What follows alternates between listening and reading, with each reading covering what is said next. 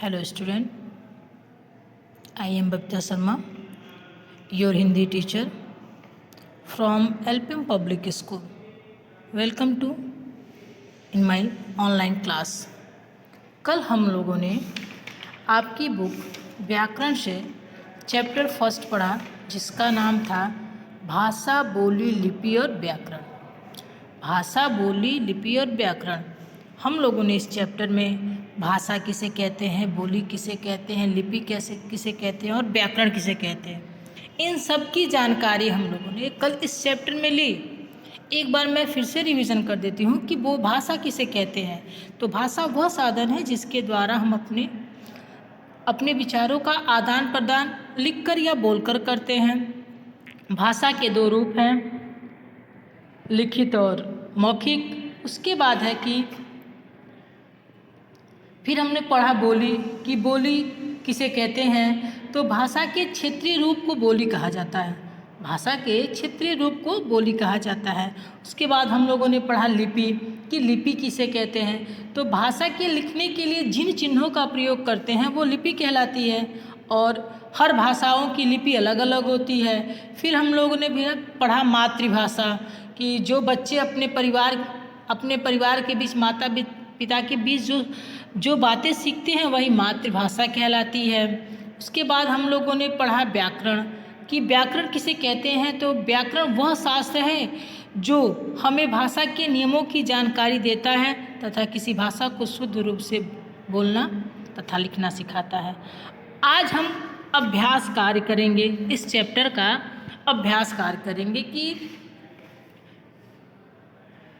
इसमें कुछ प्रश्न दिए गए हैं, उसके आंसर को हम सॉल्व करेंगे। आप एक चीज़ और जान लीजिए कि व्याकरण के 3 अंग होते हैं। व्याकरण के 3 अंग होते हैं। पहला होता है वर्ण विचार, दूसरा शब्द विचार और तीसरा वाक्य विचार।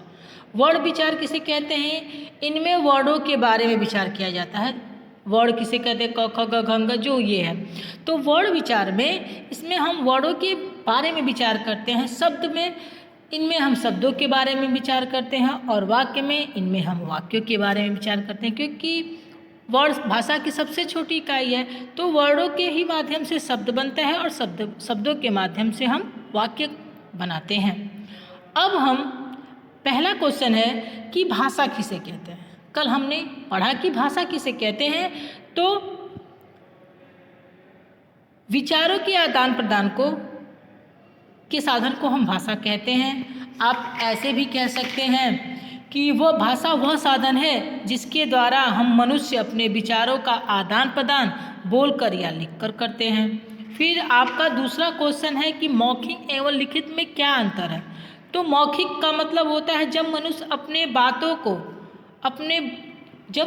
बातों को बोलकर अपने विचारों के भाव को प्रकट करता है तथा सुनकर भाव को समझता है, उसे मौखिक कहते हैं। आप सिंपल भाषा में कह देंगे कि मौखिक जो हम बोलते हैं, जो हम बोलकर अपने भाव को प्रकट करते हैं वो मौखिक है, और लिखित जो हम लिखकर अपने भाव को प्रकट करते हैं वो लिखित भाषा है। तीसरा क्वेश्चन है कि व्याकरण किसे कहते हैं।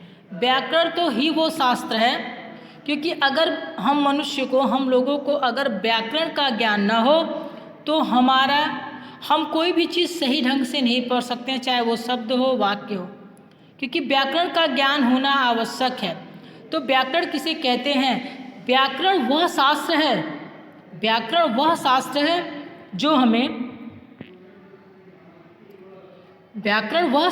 हमें किसी भाषा को शुद्ध रूप से बोलना तथा लिखना सिखाता है। व्याकरण वह शास्त्र है जो हमें किसी भाषा को शुद्ध रूप से लिखना या तथा बोलना सिखाता है। आप ऐसे भी कह सकते हैं कि व्याकरण वह शास्त्र है जो हमें भाषा के नियमों की जानकारी देता है तथा किसी भाषा को शुद्ध रूप से बोलना तथा लिखना सिखाता है।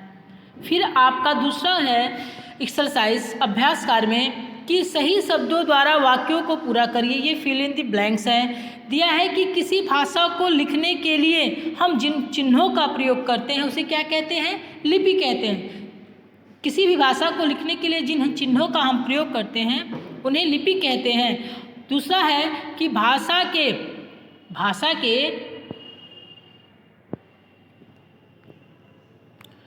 भाषा के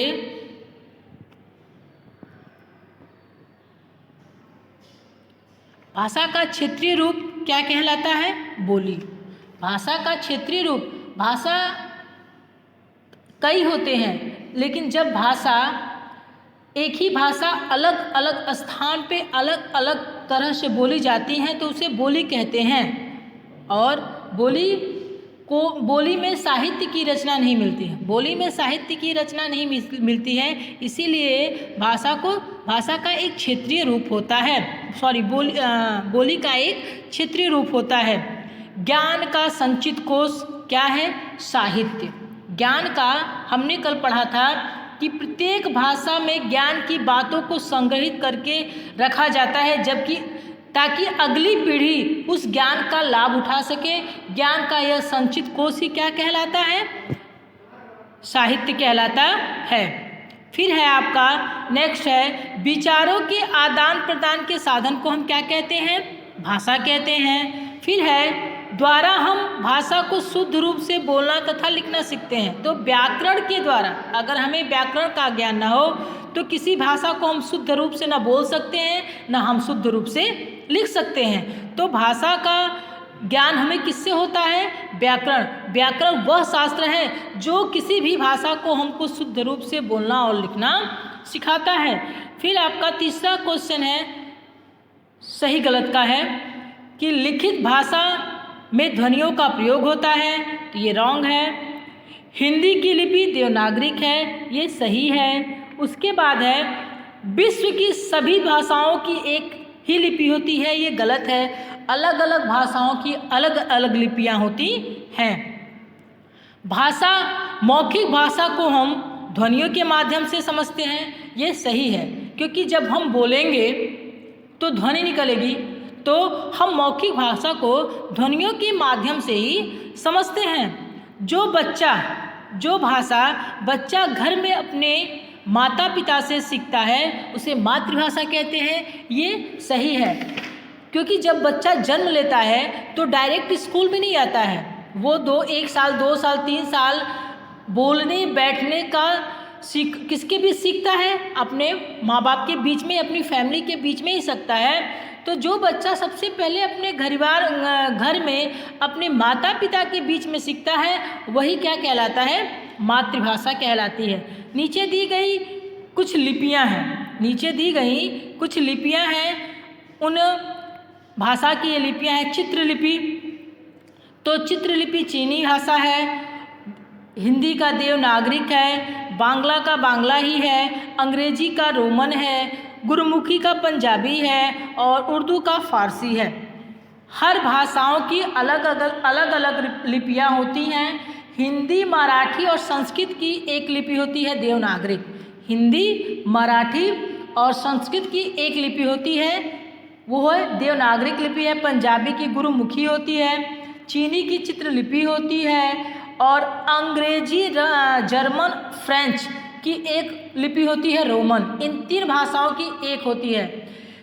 देवनागरिक हिंदी, मराठी, हिंदी और संस्कृत की लिपि है, एक ही लिपि है देवनागरिक। वैसे ही अंग्रेजी, जर्मन, फ्रेंच की लिपि है रोमन, उर्दू की फारसी है और बांग्ला की बांग्ला ही है।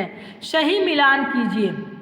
इसमें आपको दिया गया है मौखिक और लिखित। तो भाषा को किस रूप में हम भाषण देते हैं, तो हम लिखित तौर पे तो भाषण देते नहीं हैं, मौखिक तौर पे देते हैं। उसको बोलते हैं तो लोग सुनते हैं।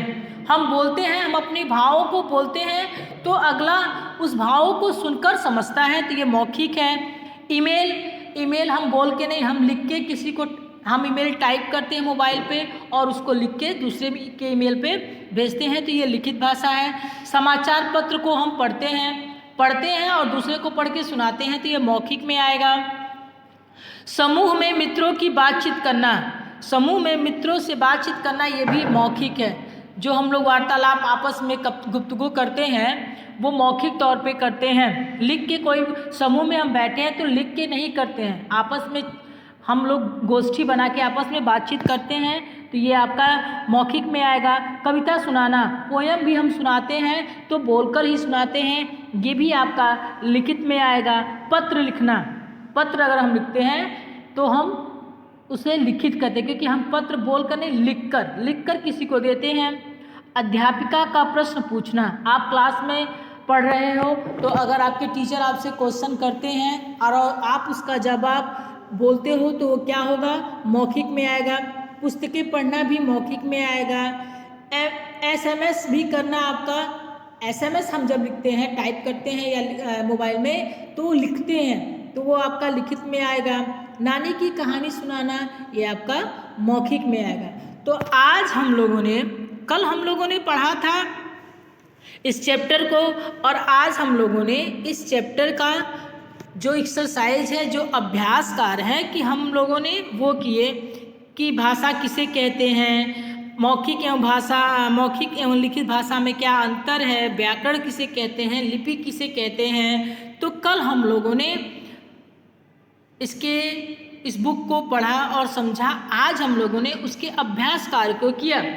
तो कल हमने ये भी बोला था कि 14 सितंबर को हिंदी दिवस मनाया जाता है। आप लोग हर साल अपने स्कूल में 14 सितंबर को हिंदी दिवस के रूप में मनाते हैं। और भारत के संविधान के अनुच्छेद 343 के अनुसार हिंदी को भारत की राजभाषा के रूप में मान्यता प्राप्त हुई है। और भारत के संविधान की 8वीं अनुसूची में, भारत के संविधान के 8वीं अनुसूची में 22 भाषाओं को मान्यता प्रदान की गई है। जो हिंदी है उसमें जो 22 भाषा हैं जिसको मान्यता प्राप्त है, उसमें हिंदी है, पंजाबी है, मराठी है, गुजराती है, उर्दू है, डोगरी है, बांग्ला है, असमिया है, कश्मीरी है, कन्नड़ है, तमिल है, बोडो है, नेपाली है, मलयालम है, मैथिली है, सिंधी है, संस्कृत है, संथाली है, ओडिया है, तेलुगु है, मणिपुरम है और कोंकणी है। यानी इन 22 भाषाओं को हमारे भारतीय संविधान ने मान्यता प्रदान कर दी है। और था कि अवधी, ब्रज, मगही, बुंदेली, हरियाणवी, कन्नौजी, कुमायूनी, गढ़वाली आदि हिंदी से उत्पन्न हुई बोलियां हैं। ये सारी जो हैं हिंदी से उत्पन्न हुई बोलियां हैं। और बोली का भाषा, वो जो भाषा का क्षेत्रीय रूप होता है वही बोली कहलाता है। तो हम लोगों ने आज पढ़ा भाषा, बोली, लिपि और व्याकरण। भाषा किसे कहते हैं, बोली का क्या महत्व है, हमारे जीवन में भाषा का क्या महत्व है, बोली का क्या महत्व है, लिपि का, और सबसे बड़ा, अगर हमें व्याकरण का ज्ञान नहीं होगा तो हम किसी भी भाषा को न शुद्ध रूप से बोल सकते हैं और न ही शुद्ध रूप से लिख सकते हैं। Thank you.